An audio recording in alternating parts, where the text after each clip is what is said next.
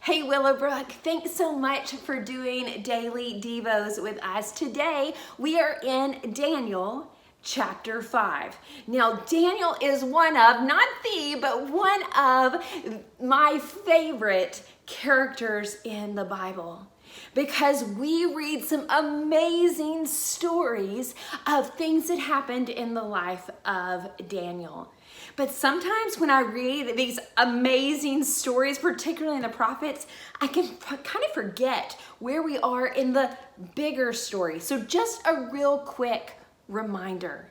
The Israelites are in Babylon. They are not in their own country. In fact, they have been exiled from Israel to Babylon, and they are being oppressed by the Babylonians. They have been brought as foreigners to another land, and everything is different. In fact, a lot of them have lost family members, and they're in this other nation where the food is different, the language is different, the culture is different, the religion is different. And what we find even early on in the book of Daniel is that Daniel settled in his heart early on that he was going to honor God.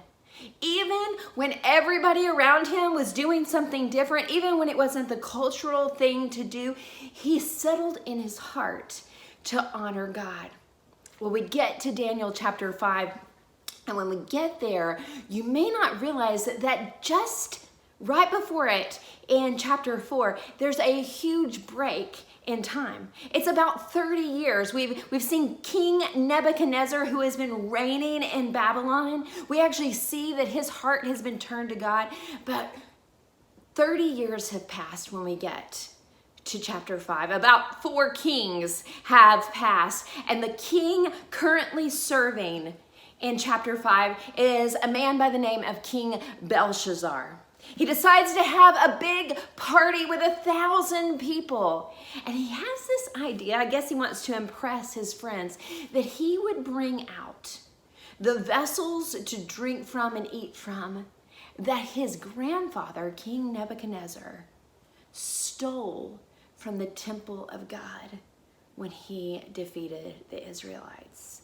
You see, what's happening here is King Belshazzar is taking something that has been set apart, that is holy, and treating it as something that is unholy. Now, God obviously is not going to stand for this. If you've read the entire chapter, you know that God blows their mind by taking a human hand, just a hand, y'all, not a body, not a spirit, a hand, and begins to write with a finger on the wall. Now, I can imagine taking a Sharpie and writing on the wall. I've had my kids when they were young take a magic marker and write on the wall. That works. But to take a finger and begin to write on the wall is a pretty big deal.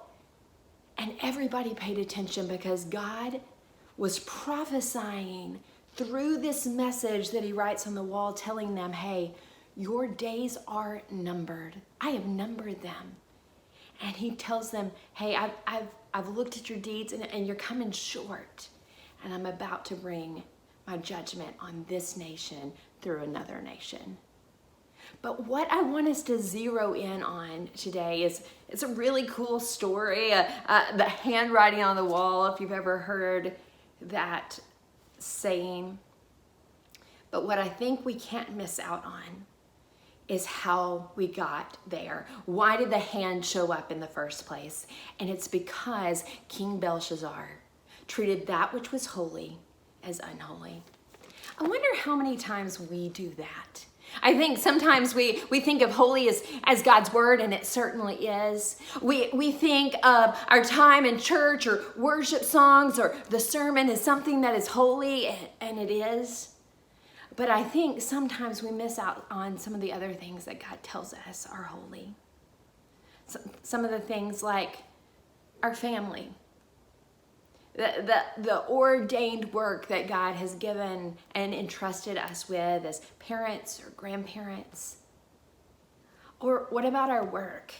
Maybe your work is in the home and it's folding another load of laundry or wiping another nose, and that doesn't seem holy, but it's the work that God has given you. And it is your act of worship to him to treat it as holy, set apart for him. Or maybe it's work in a classroom or an office. Maybe it's even you're still working from home. And it's easy to maybe get lazy or get tired. And we sometimes need the reminder that God has given us a holy work. He's given us holy relationships. He's given us things that he's entrusted us with to set apart and treat as holy, as acts of worship for him. I'd encourage you today as you go throughout your day, ask God to show you those things that are holy and the things that you're treating as unholy, that mean so much. That there are the things, the assignments that God has given you. And then be reminded that God's numbered your days. He knows what's ahead. Make the most of what God has entrusted you with, whether it's relationship or work or time or schedule. And honor God by giving him everything you have, even if it feels really small, knowing that he can do big things when we entrust him with our little and we treat that which is holy as holy. I hope that you'll have a happy Wednesday.